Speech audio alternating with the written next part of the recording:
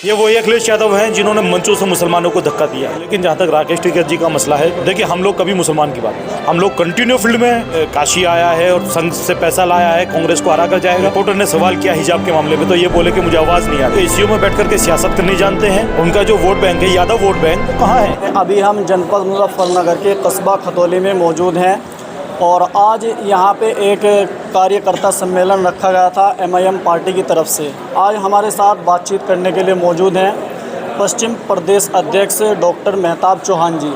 आज आप खतौली पहुँचे हैं, क्या संदेश लेकर के आए हैं? बहुत बहुत शुक्रिया आपका।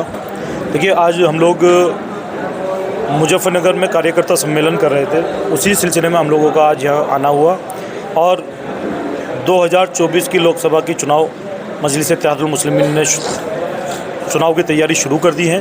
उसी कड़ी में आज हम लोगों का खतौली आना हुआ है। देखिए, हम आपसे जानना चाहते हैं, मंच से आपके बारे में कहा जा रहा है असदुद्दीन ओवैसी बहुत दूर से आते हैं और इधर चुनाव लड़ करके अपने घर में बैठ जाते हैं जाके, तो क्या कहना चाहेंगे उसके बारे में? देखिए, जो लोग ऐसा कह रहे हैं शायद उनकी दूर की नज़र कमज़ोर है। बैरिस्टर असदुद्दीन ओवैसी वाहिद वो शख्स हैं जो कंटिन्यू फील्ड में हैं। कभी उत्तर प्रदेश हैं, तो कभी महाराष्ट्र हैं, तो कभी कर्नाटका हैं, तो कभी गुजरात हैं, तो कभी राजस्थान है। और सबसे बड़ी बात यह है कि जहाँ जहाँ जुल्म होता है वहाँ वहाँ मजलूम की आवाज़ बनने के लिए बैरिस्टर असदुद्दीन ओवैसी साहब पहुँच जाते हैं। ये लोग जो एसीओ में बैठ कर के सियासत करनी जानते हैं, जो लोग एसीओ में बंद कमरों के अंदर बैठ कर के सियासत कर रहे हैं, उन लोगों को ये चीज़ कभी नहीं दिखाई देगी। पश्चिमी उत्तर प्रदेश में मुस्लिम वोट बैंक जो है वो समाजवादी पार्टी का है, आप उसमें गड़बड़ी करने आ गए यहाँ पे? कौन कह रहा है मुस्लिम वोट समाजवादी पार्टी का है? आप पीछे देख लीजिए, जो समाजवादी पार्टी है उसके अंदर कहीं ना कहीं अहम भूमिका रहती है मुस्लिम वोटों की। असल में उनके पास अपना वोट बैंक तो है नहीं। मैं आपसे पूछना चाहता हूँ 2022 का जो विधानसभा का चुनाव है, आप देखिए उसमें उनका जो वोट बैंक है, यादव वोट बैंक, अखिलेश यादव जी के समाज का, वो कहाँ है? अखिलेश यादव जी की जो भाभी हैं वो कहाँ हैं? वोट बैंक तो मुसलमान है ना, उसका जान देने के लिए तैयार रहते हैं भैया। कहाँ जान देने के लिए तैयार है? कौन जान देने के लिए तैयार है? 2022 में अगर अखिलेश यादव की सरकार ना आई, एक आदमी ने कहा कि मैं आत्महत्या कर लूँगा। देखिए, ऐसे ऐसे दीवाने पड़े हैं उत्तर प्रदेश में। नहीं, मैं कहना चाहूँगा कि वो दीवाने नहीं है, वो गलतफहमी का शिकार है। कैसे हैं गलतफहमी का शिकार? ये वही अखिलेश यादव हैं जिनसे एक मीडिया के एक रिपोर्टर ने सवाल किया हिजाब के मामले में, तो ये बोले कि मुझे आवाज़ नहीं आ रही है। ये वही अखिलेश यादव हैं जिन्होंने मंचों से मुसलमानों को धक्का दिया। ये वही अखिलेश यादव हैं जो ये कहते थे कि अगर हम हुकूमत में आए तो हम भव्य मंदिर बनाएंगे। ये वही अखिलेश यादव हैं जो मुसलमानों के ऊपर हुए जुल्म और ज़्यादती पर कभी नहीं बोलते। तो जो लोग इस तरह की बात करते हैं वो बचकानी बातें हैं, या कहीं ना कहीं वो लोग गुलामी को जो है उनका जहन अख्तियार कर चुका है, वो इसी चीज़ को आगे बढ़ा रहे हैं। एमआईएम पार्टी के ऊपर सबसे ज़्यादा आरोप लगता है कि आप भारतीय जनता पार्टी की बी टीम है। अभी कुछ दिन पहले जो यहाँ के राकेश टिकैत हैं उन्होंने भी कहा कि असदुद्दीन ओवैसी भारतीय जनता की बी टीम है, क्या कहना चाहिए? देखिए, राकेश टिकैत जी मैं सम्मान करता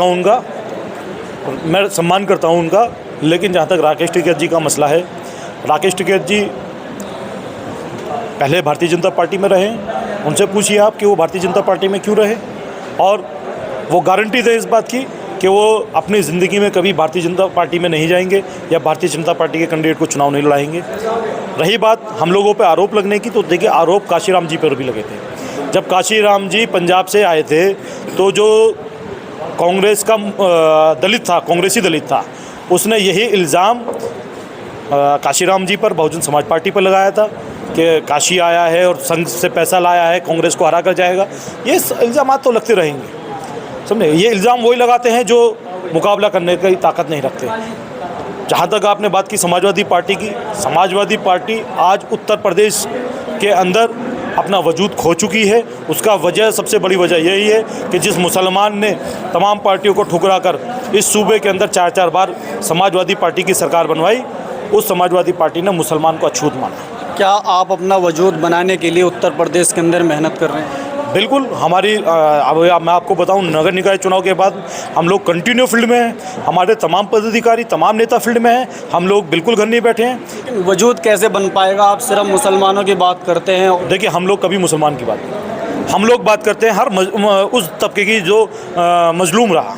जिसके ऊपर जुल्म और जास्ती हुए। अब जाहिर सी बात है, अगर मुसलमान के साथ ऊपर जुल्म होगा तो हम मुसलमान के लिए बोलेंगे, अगर दलित के ऊपर जुल्म होगा तो हम दलित के लिए बोलेंगे, पिछड़े के ऊपर होगा हम बिल्कुल बोलेंगे।